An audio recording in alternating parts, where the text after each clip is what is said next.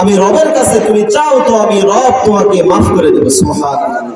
আল্লাহ তাআলা বলেন, কুল ইয়া ইবাদিয়াল্লাযীনা আসরাফু আলা আনফুসিহিম قل يا عبادي الذين أسرفوا على أنفسهم لا تقنطوا من رحمة الله لا تقنطوا من رحمة الله إن الله يغفر الذنوب جميعا إنه هو الغفور الرحيم الله تعالى ডেকে বলেন, সরকার ওগো হাবিব আমার, আপনি দুনিয়াবাসীকে জানিয়ে দেন, কুল ইয়া ইবাদিয়াল্লাযীনা আসরাফু আলা আনফুসিহিম, দুনিয়ার যে সমস্ত বান্দারা নিজের উপর অবিচার করেছে, নিজের উপর জুলুম করেছে, ও হাবিব আপনি জানায় দেন, যারা নিজের উপর জুলুম করেছে তারা যেন আমি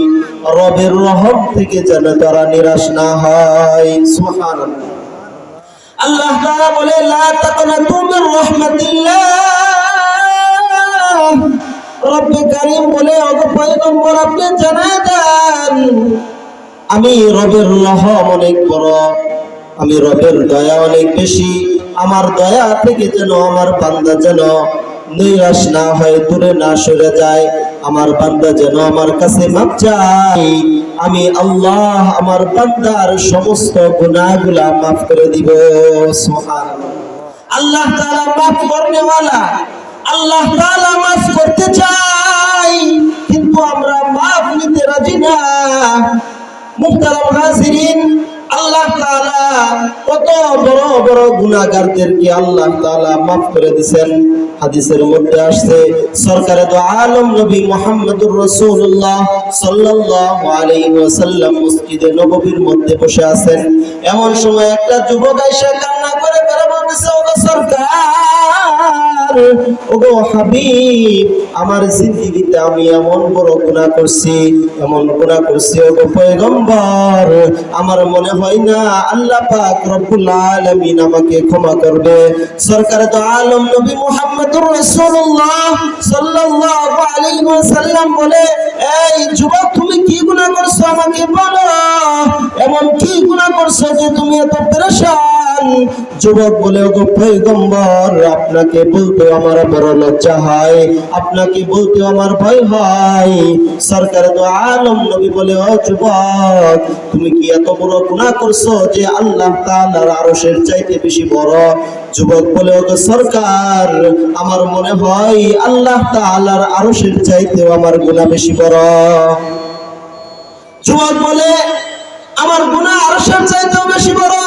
সরকারে দু আলম নবী মুহাম্মদুর রাসূলুল্লাহ বলে, এই যুবক তোমার কি মনে হয় আল্লাহ পাক রব্বুল আলামিনের রহম থেকেও তোমার গুনাহ বেশি বড়? যুবক বলে, ওগো পয়গম্বর আমার মনে হয় আল্লাহ তাআলার রহম থেকেও আমার গুনাহ বেশি বড়। সরকারে দু আলম নবী বলে, এই যুবক তুমি কি না হক ভাবে অন্যায় ভাবে কাউকে হত্যা করেছো? যুবক বলে, ওগো সরকার না না আমি কাউকে হত্যা করি নাই। সরকার বলে, তুমি কি তোমার মা বাবার অবাধ্য কোনো কাজ করেছো? বলে, না না আমি আমার মা বাবার অবাধ্য নয়। সরকারে দু আলম নবী বলে, তাহলে কি গুনাহ করেছো এটা আমাকে বলো। যুবক বলে, ওগো পয়গম্বর, ওগো হাবিব আমার, দুনিয়ার মধ্যে নিকৃষ্ট চোরের মধ্যে থেকে সবচাইতে নিকৃষ্ট চোর হলাম আমি। ওগো সরকার, ওগো সরকার, আমার মতো নিকৃষ্ট চোর দুনিয়ার জমিনে আর নাই, আমার মতো নিকৃষ্ট চোর আর দুনিয়ার জমিনে নাই। ওগো সরকার দুনিয়ার মানুষ তো সাধারণ মানুষের কোনো বস্তু চুরি করে, ওগো সরকার আমি কিন্তু দুনিয়ার কোনো জিনিস, দুনিয়ার সাধারণ কোনো জিনিস চুরি করি না। ওগো সরকার আমি এমন নিকৃষ্ট চোর, মানুষকে যখন মারা যায় তাকে যখন দাফন কাফন করা হয়, ওগো সরকার কবরের মধ্যে গিয়া আমি এত নিকৃষ্ট চোর, মানুষের 3 টুকরা 5 টুকরা কাপি। সরকারকে বলতেছে, ওগো সরকার দুনিয়ার মধ্যে সবচাইতে নিকৃষ্ট চোর আমি। কেমন চোর? আমি কাফনের কাপড় চুরি করি। সরকার বলে তারপরের ঘটনা বলো।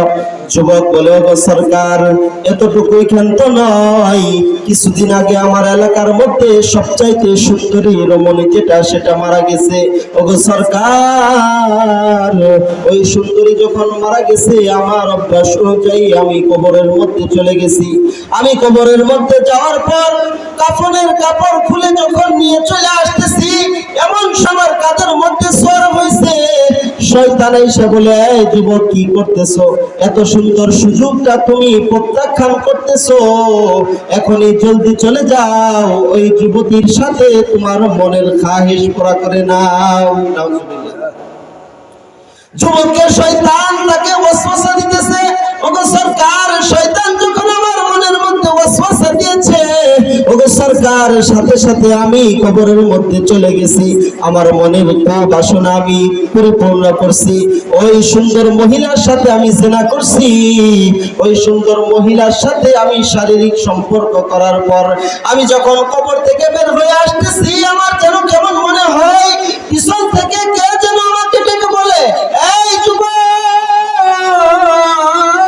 তুই আমাকে লক্ষ লক্ষ লাশের ভিড়ের মধ্যে আমাকে নাপাক বানায় চলে গেলি। এই যুবক, তুই কেন আমাকে আল্লাহ তাআলার সামনে নাপাক বানায় চলে গেলি? সরকারে দু আলম নবী মুহাম্মদুর রাসূলুল্লাহ সাল্লাল্লাহু আলাইহি ওয়াসাল্লামকে যখন এই ঘটনা শুনাইছে, সরকারে দু আলম নবী সাথে সাথে দাঁড়ায় গেছে। যুবককে বলে, আর বলিস না, আর বলিস না, চুপ কর, তুই তো সত্যি মারাত্মক একটা গুনাহ করছিস। এই কথা বলার সাথে সাথে যুবক সরকারে দু আলম নবীর কাছ থেকে উঠে দৌড় দিছে। যুবক জানে যদি এখন সরকারে দু আলম নবী মুহাম্মদুর রাসূলুল্লাহ সাল্লাল্লাহু আলাইহি ওয়াসাল্লাম তার ব্যাপারে কোনো কথা বলে ফেলে, তাহলে সাথে সাথে আসমানের মালিক আল্লাহ তার বিরুদ্ধে আয়াত নাযিল করে দিবে। তো যুবক সরকারে দু আলম নবী মুহাম্মদুর রাসূলুল্লাহ সাল্লাল্লাহু আলাইহি ওয়াসাল্লাম থেকে উঠে আসে পাহাড়ের দিকে দৌড় দিছে। তো যুবক পাহাড়ের মধ্যে গিয়া 10 দিন, 20 দিন, 30 দিন, 40 দিন পর্যন্ত সে পাহাড়ের মধ্যে কান্না করতেছে আর আল্লাহ তাআলাকে ডেকে ডেকে বলতেছে, ওগো আল্লাহ, ও জাহানের মালিক, দুনিয়ার কোনো মানুষের কাছে চাই না, আমি গুনাহ করেছি, ওগো আল্লাহ তুমি আমাকে মাফ করে দাও। 40 দিন যখন পুরা হয়ে গেছে, আল্লাহ পাক রব্বুল আলামিন জিবরাইল আমিনকে সরকারে দু আলম নবীর কাছে পাঠিয়ে দিবেন। সরকারে দু আলম নবীর কাছে পাঠিয়ে দিবেন জিবরাইলকে। জিবরাইল এসে বলে, ওগো পয়গম্বর, ওগো হাবিব আমার, আপনাকে আল্লাহ তাআলা 3টা প্রশ্ন করতে বলছেন। কয়টা প্রশ্ন? 3টা প্রশ্ন। সরকারে দু আলম নবী